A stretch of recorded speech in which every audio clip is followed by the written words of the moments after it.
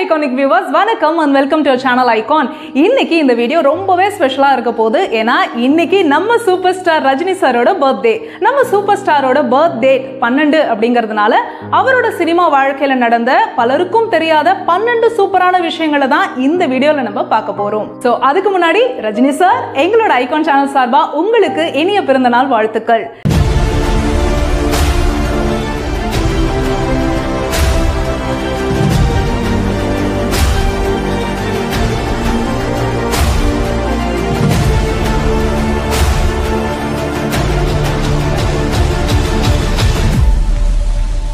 So viewers, வாங்க இப்போ அந்த 12 சூப்பரான விஷயங்கள் என்னன்னு பார்த்துடலாம்.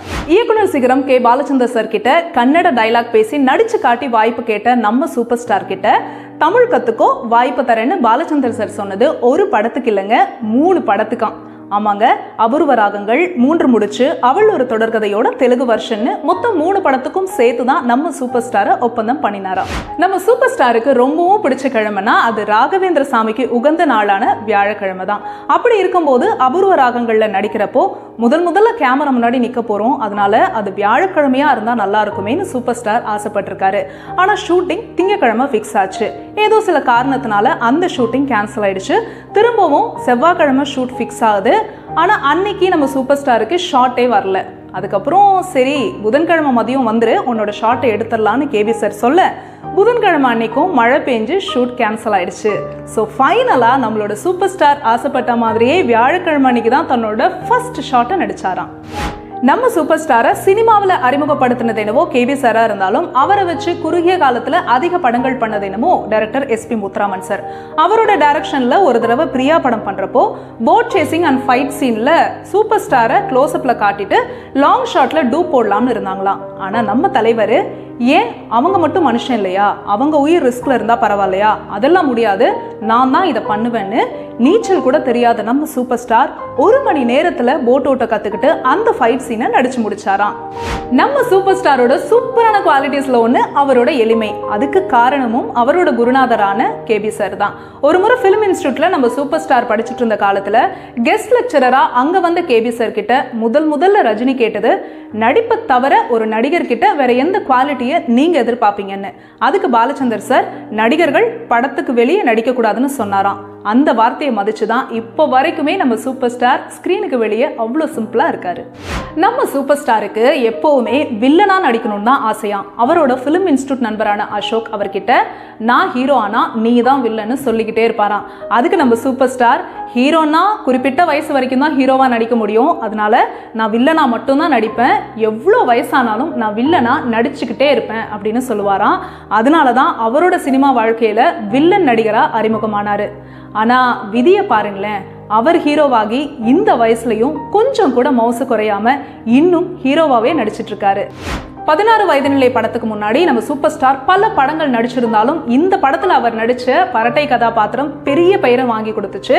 அந்த படத்துல நம்ம சூப்பர் ஸ்டாருக்கு சம்பளம் வெறும் 2500 ரூபாய் தானா.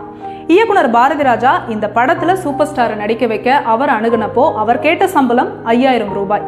ஆனா பாரதி ராஜா இது சின்ன பட்ஜெட் படம், அதனால கொஞ்சம் குறைச்சுக்கோங்கன்னு கேட்க 3000 ரூபாய்க்கு இறங்கி வந்தாராம் ரஜினி. ஆனா கடைசியா இன்னும் குறைச்சு 2500 ரூபாய் அப்படின்னு சம்பளத்தை பிக்ஸ் பண்ணாங்க. இந்த படத்துல நம்ம சூப்பர் ஸ்டாருக்கு வெறும் 5 நாள் தான் ஷூட்டிங்கே இருந்துச்சான். ஆரம்பத்துல இருந்தே கமலஹாசன் கூட சேர்ந்து நடிச்சுட்டு வந்த ரஜினி மொத்தம் 18 படங்கள் கமல் கூட நடிச்சிருக்காரு.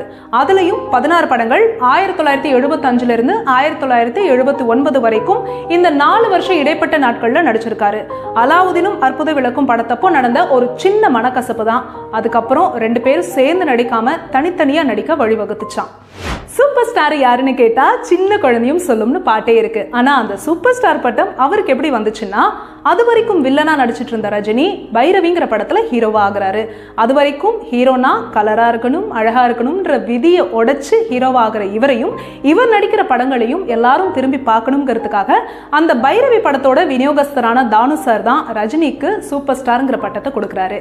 ஆரம்பத்துல இந்த சூப்பர் ஸ்டார் பட்டம் வேணாம்னு மறுக்கிற ரஜினியை வற்புறுத்தி இந்த பட்டத்தை கொடுத்தாரு தானு. ஹிந்தில வெளியான குத்தார்ங்கிற படத்தோட தழுவல் தான் இங்க தமிழ்ல நம்ம சூப்பர் ஸ்டார் நடிச்ச படிக்காதவன் படம். அங்க ஹிந்தில இல்லாத ஒரு சோக பாட்டை இங்க தமிழ்ல எடுக்கணும்னு சொன்னப்ப ரஜினி ஏற்கனவே 17 அடி வரைக்கும் ஷூட் பண்ணியிருக்கோம், இப்ப இந்த பாட்டு அவசியமானு கேட்க அதுக்கு அந்த படத்தோட டைரக்டரான ராஜசேகர் ஒரு 2 நாள் நைட் மட்டும் கால் ஷீட் கொடுங்க, நான் முடிக்கிறேன்னு வற்புறுத்தி ஷூட் பண்ணாராம். படம் ரிலீஸ் ஆனப்போ அந்த பாட்டுக்கு கிடைச்ச வரவேற்பை பார்த்துட்டு நம்ம சூப்பர் ஸ்டார் டைரக்டரை செம்மையா பாராட்டினாராம். அந்த பாட்டு வேற எதுவும் இல்ல, ஊரை தெரிஞ்சுக்கிட்டேன் உலகம் புரிஞ்சுக்கிட்டேன் கண்மணி கண்மணி, அந்த பாட்டு தான். தமிழ் சினிமாவில் முதல்ல நம்ம சூப்பர் ஸ்டார் வாயசிச்சது 3 முடிச்சு படத்துல வந்த மனவினைகள் யாருடனோ அப்படிங்கிற பாட்டுக்கு தான். அந்த பாட்டை கம்போஸ் பண்ணதும் அந்த பாட்டை பாடினதும் திரு MS விஸ்வநாதன் அவர்கள்.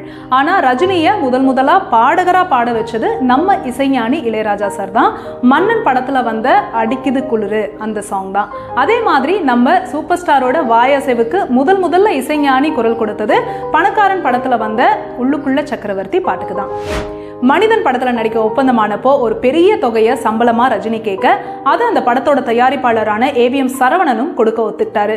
ஆனா ஒரு நாள் திரும்ப வந்த ரஜினி அவர்கிட்ட இதே சம்பளத்தை நான் வேற 2 பட நிறுவனங்கள் கிட்ட கேட்டேன், அவங்க தரல, ஒருவேளை அது அதிகம் போல, அதனால அவங்க எவ்வளவு சம்பளம் தராங்களோ அதையே நீங்களும் கொடுங்க அப்படின்னு சொன்னாரோ. அந்த மனசு இருக்கே, அதனாலதாங்க அவர் சூப்பர் ஸ்டார். மணி மணி மணி இந்த டைலாக் கேட்டதும் சட்டுன்னு உங்களுக்கு என்ன தோணும்? அட இது நம்ம மங்காத்தா அஜித்தோட டைலாக் ஆச்சே அப்படின்னு தானே. ஆனா உண்மையிலே இது நம்ம சூப்பர் ஸ்டாரோட டைலாக். ஆமாங்க, நம்ம சூப்பர் ஸ்டார் நடிச்ச ஒரே ஆங்கில படமான பிளட் ஸ்டோன் படத்துல அவர் பேசின டைலாக் தான் இந்த மணி மணி மணிங்கிறது. இதை தான் நம்ம அஜித் சார் மங்காத்தா படத்துல அதே மாடுலேஷன்ல சொல்லி நடிச்சிருப்பாரு. சோ அவ்வளவுதான். இந்த வீடியோ உங்களுக்கு பிடிச்சிருந்தா லைக் பண்ணுங்க, உங்களுக்கு நம்ம சூப்பர் ஸ்டாரை ஏன் பிடிக்கும் அப்படிங்கறத கீழே கமெண்ட் பண்ணுங்க. அண்ட் மறக்காம நம்ம ஐகான் சேனலை சப்ஸ்கிரைப் பண்ணுங்க. திரும்ப இதே மாதிரி ஒரு சூப்பரான கண்டென்ட்டோட உங்களை நான் மீட் பண்றேன். அது வரைக்கும் பாய்.